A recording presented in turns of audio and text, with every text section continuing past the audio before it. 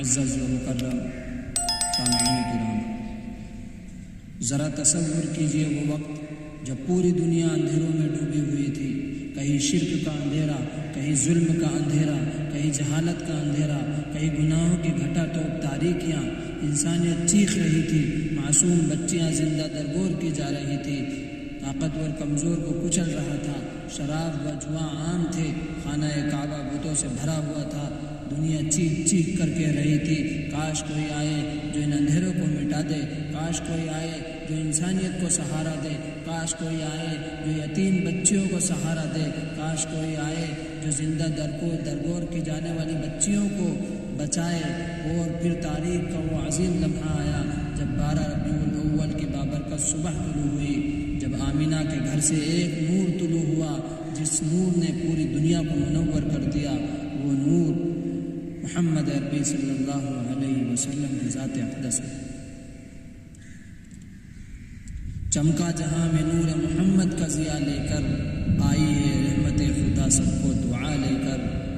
آپ علیہ السلام کی ولادت سے قبل حضرت عیسیٰ علیہ السلام نے اپنی امت کو خوشخبری دی کہ میرے بعد ایک رسول آئیں گے جن کا نام احمد ہوگا۔ حضرت عبد المطلب نے خواب میں نور دیکھا جو شام کی وادیوں کو منور کر گیا۔ حضرت آمنہ رضی اللہ عنہ نے خواب میں دیکھا کہ ان کے بدن سے ایک نور نکلا جس نے شام کے محلات کو روشن کر دیا۔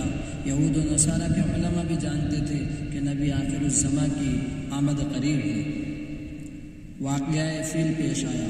ابرہہ ہاتھیوں کی فوج لے کر خانہ کعبہ گرانے آیا، لیکن اللہ نے ابابیل بھیجے جنہوں نے کنکریاں مار کر اس فوج کو تباہ کر دیا۔ قرآن کریم نے فرمایا، الم تر کیف فعل ربک باصحاب الفیل، یہ گویا اعلان تھا کہ اب اس کے گھر کا اصل محافظ آنے والا ہے۔ آپ صلی اللہ علیہ وسلم کی ولادت سے قبل معجزات تھے کہ فارس کا آتش کدہ جو ہزاروں ہزار برس سے جل رہا تھا بجھ گیا، کسریٰ کے محلات کے 14 کنکرے گر گئے، بحیرہ ساوا خشک ہو گیا۔ یہ ایک مشہور جھیل یعنی تالاب کا نام ہے جو ایران کے شہر ہمدان اور قم کے درمیان واقع تھی، اسے ساوا کی جھیل کہا جاتا ہے۔ جب حضور اکرم صلی اللہ علیہ وسلم کی ولادت باسعادت ہوئی تو بہت سے عجیب و غریب واقعات پیش آئے۔ انہی میں سے ایک یہ تھا کہ بحیرہ ساوا کا پانی خشک ہو گیا۔ یہ جھیل صدیوں سے بھری ہوئی تھی اور لوگ اسے مقدس سمجھتے تھے، لیکن نبی اکرم صلی اللہ علیہ وسلم کی آمد سے اس کا پانی خشک ہو گیا تھا۔ یہ جھیل صدیوں سے بھری ہوئی تھی اور لوگ اسے مقدس سمجھتے تھے۔ کعبے کا کعبہ آیا ہے دنیا میں آج دیکھو، قدرت نے کس طرح سے یہ معجزہ دکھایا ہے۔ آپ صلی اللہ علیہ وسلم کی پرورش حلیمہ سعدیہ نے کی اور ان کے گھر میں بے پناہ برکت آئی۔ 6 سال کی عمر میں والدہ کا انتقال ہو گیا، 8 سال کی عمر میں دادا کا بھی انتقال ہو گیا، پھر چچا ابو طالب کی کفالت بچپن اور جوانی میں صداقت و امانت کی پہچان بنے۔ لوگ آپ کو الصادق اور الامین کہہ کر پکارتے۔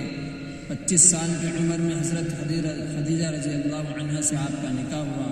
آپ علیہ السلام اکثر غار حرا میں جا کر غور و فکر کرتے تھے اور اللہ کی عبادت کرتے تھے اور امت کے لیے دعا کرتے تھے کہ اللہ ساری امت کو بخش دے۔ جب آپ علیہ السلام کی عمر مبارک 40 سال ہوئی، رمضان کی ایک رات غار حرا میں فرشتہ جبرائیل علیہ السلام وحی لے کر پہنچے اور فرمایا، اقرأ بسم ربک الذی خلق، پڑھیے اپنے رب کے نام سے جس نے پیدا کیا۔